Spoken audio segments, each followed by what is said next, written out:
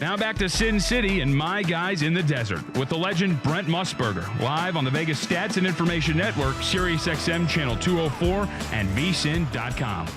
Well, XPressBet is the sponsor of the upcoming races that we're going to be covering, leading up, of course, to the Breeders' Cup races, November 2nd and 3rd at Churchill Downs. This weekend, we have the Pennsylvania Derby, and that's the second of 5 races that VSiN will preview, okay? XPressBet, you can't be without it if you love betting on horse races. XPressBet offers live wagering on more than 300 plus tracks and live HD video. All right, Vinny Maiulo and Mr. Ron Flatter, let's go to the 3-year-old fillies race, the Cotillion Stakes. That will be coming up first. And take us through some of the key contenders, Ron. Well, Monomoy Girl is going to go off as the favorite. Whether she is actually going to be the odds-on favorite, as suggested on the morning line, that depends a great deal on how much bettors have respect for some other accomplished horses in this field. But Monomoy Girl has won 5 consecutive races, 4 of them Grade 1s. One of them, Vinny, was the Kentucky Oaks. So it's a salty field, but she's the saltiest of them all. No question, Ron. And, as you mentioned, 5 straight wins here. Going to be the favorite. It's just a matter of at what price. But you mentioned, I like Wonder Godot and I like Separation of Powers. So it's hard to leave out Chad Brown and what he's accomplished, especially recently. Okay, we welcome in Eddie Olczyk, and he too is brought to us by XPressBet. He will be on the coverage for NBC Sports Network.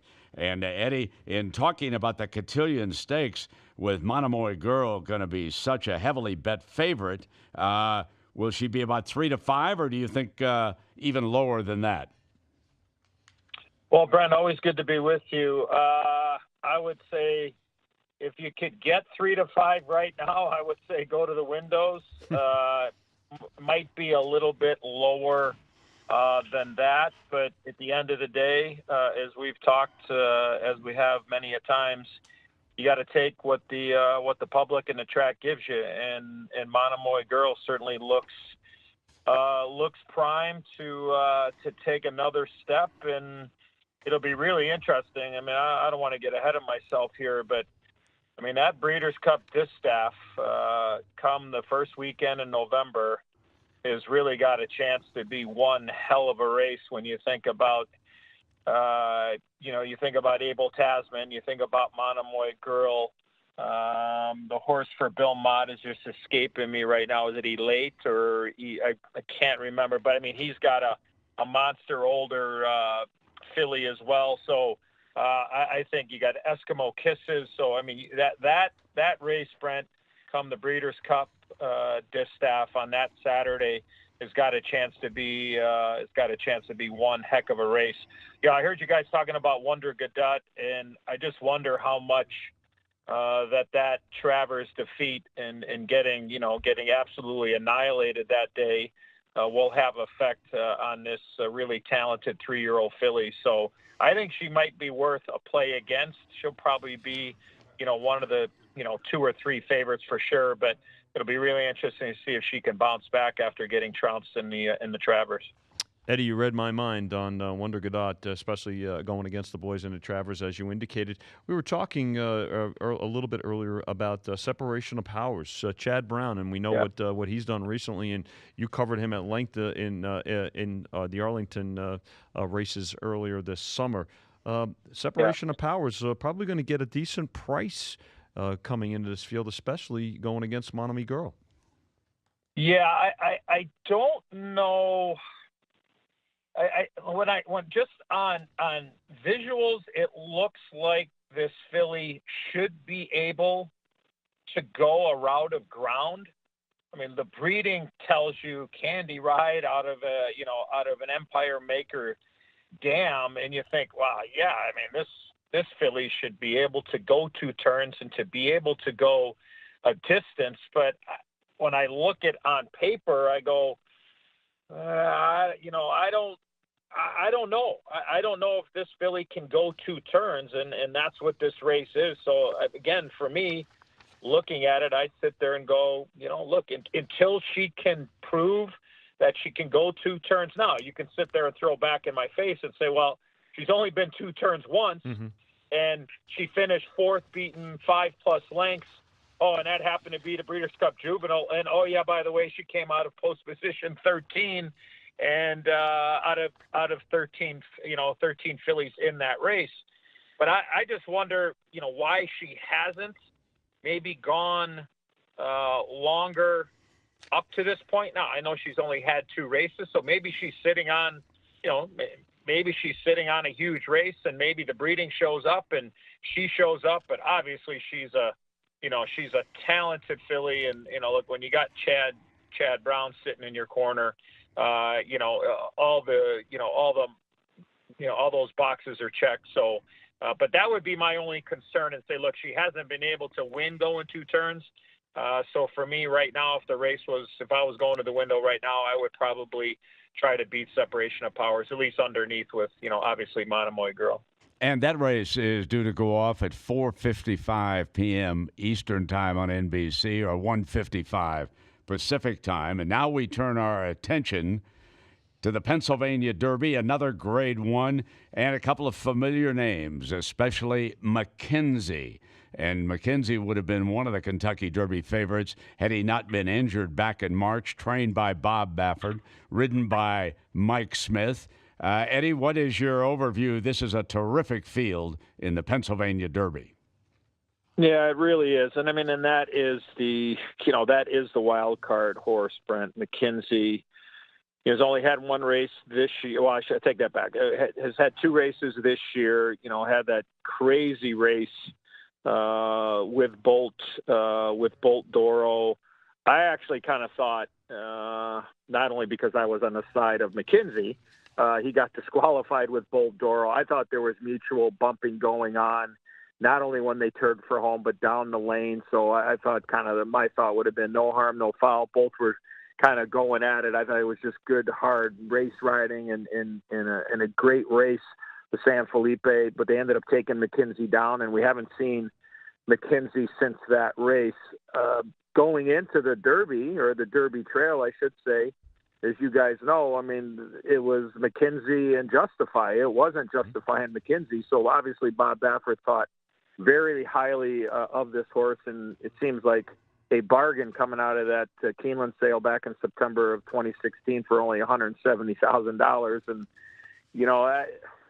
to me, this race has a little bit of everything. It has the unknown with McKenzie of, is this horse going to be fully cranked coming up for the PA Derby? You got some speed in there with the horse directly to his inside with Mr. Freeze. Trigger Warning to me is an interesting horse because I thought Trigger Warning and the Travers would be one of the speed horses. Maybe coming out of post position number 1 was not great for Trigger Warning. So I think being on the outside, I think this horse is going to show some speed. I think there's plenty of pace in this race. And from my history of watching races at Parks, speed is pretty good at that oval. So I think that you don't want to be too far back. But again, I think that it's going to be a good, healthy pace. Look, I'm going to try to beat McKenzie, and shame on me for the next 2 months to try to go against the magician and Bob Baffert. I'm actually looking to a horse that I think is really kind of coming into his own. Won his last race at Parks, and that's the 6-horse Axelrod with Joe Bravo. I think very tactical, seems to be getting better, and I think the race might end up setting up. But long-winded, Brent, I think McKenzie certainly is the wild card going into this race, and you're probably going to get, 7-5, 8-5 maybe on McKenzie, just because of the tag team of Bob Baffert and Mike Smith. Yeah, Ed, I'm thinking of Axelrod, too. I've got Mike McCarthy on the podcast. He trains Axelrod this week. But to me, the key to the race might be Mr. Freeze, one of the Dale Romans' horses. Does he go to the lead? Yeah. Does he hold back? And the other one I'm looking at that could be sneaky good here, Instilled Regard, coming from Jerry Hollendorfer's barn to Chad Brown, and he'll go with long odds. So I'm like you. McKenzie, I don't know if he gets the distance. I'm looking to beat him. Yeah, I'll tell you what, again, I don't know. The East Coast has had their enough share of weather here the last little while. I don't know what the weather is supposed to be on Saturday.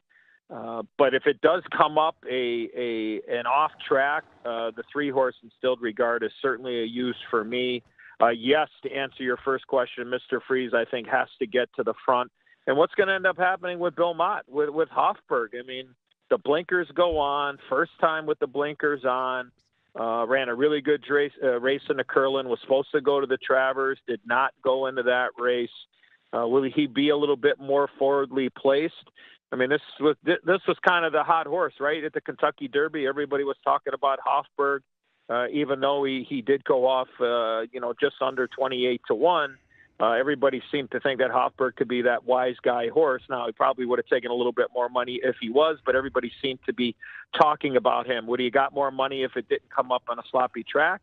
Well, he just went on a sloppy track in the Curlin back in July at Saratoga. So, but I do believe is that, Mr. Freeze and Trigger Warning, for at least me, the way that I'm looking at this, certainly is going to be, the pace and the pressure, and hopefully set up hot enough for a horse like Axelrod, who I think could be very tactical with Joe Bravo in the saddle. Eddie, the weather should be pretty good. The long-range forecast is going to be good Saturday afternoon. Rain coming in that area on Sunday. Vinny? Eddie, you certainly answered my question on Hofberg, but you mentioned Trigger Warning coming from the outside. Of course, the ultimate outside horse, the 10 horse, is going to be Bravazzo. D. Wayne Lucas trained. Any chance here for him to sneak in? When we chatted prior to the Travers and Bravazzo came up, like I've not been a Bravazzo guy at all. And look, I mean, he ran third in the Travers, and he was second in the Haskell, and we know what he did in the Preakness on the off track, and just missing there with Justify. Look, I for sure. I think that he almost seems like to be you have to use him, but I mean, this is his 9th race of the year. I mean, at some point, wouldn't you think that it's going to catch up with him? Look, I know the coach is the coach for a reason, but you just think at some point here it's going to catch up to him. So, do I think will I use him in the win place on my tickets? No, I won't. Will I use him third? Well, I didn't use him third in the Travers, and not that it cost me, because I was on Good Magic, and obviously we saw the news with Good Magic being done for the rest of the year. So, look, maybe he's just a horse that relishes a lot of work, and he's hitting the board and do what he needs to do. But I'm going to try to beat him, and I'm going to zero in on Axelrod and Hofberg around my tickets, and hopefully kind of try to use those first and second, and see if we can get lucky with a long shot finishing third. Eddie, we'll close with this. Bob Baffert has won 2 of the last 4 editions of the Pennsylvania Derby, and Baffert and Smith teamed up to win this race last year, as you well remember, with West Coast. So you never count out Mr. Baffert. Eddie, I'll take that, Brent. I'll take that as I should just slap my face now, so that when McKenzie wins, then I'm not going to feel as bad, right? Eddie Olczyk, you'll catch him on the broadcast on NBC on Saturday afternoon. He's being brought to you by XPressBet. Eddie, we always appreciate it. Thanks, my friend. Look forward to seeing you on Saturday. Have a great day. Okay. Thanks a lot, guys. Have a great day. Ron? Yeah, by the way, we're not done covering this pair of races on the Ron Flatter Racing Pod, the normal Friday posting. Ed's colleague, Richard Migliori, the former jockey from XPressBet, he breaks down these fields. And, as mentioned, Mike McCarthy, one of the trainers in this race, of course, and we'll be talking with him as well at VSiN.com/podcasts. Sign up now with XPressBet and get a $20 bonus. Go to XPressBet.com/Brent. XPressBet.com/Brent. Use the promo code Brent20. You get that $20 bonus. Put it on McKenzie. Plus, sign up for the free Pennsylvania Derby Wager Guide. Back live, VSiN.com, Sirius XM 204. In the Desert with Brent Musburger, only on the Vegas Stats and Information Network. Keep up to date with everything in the world of sports gaming by going online at VSiN.com.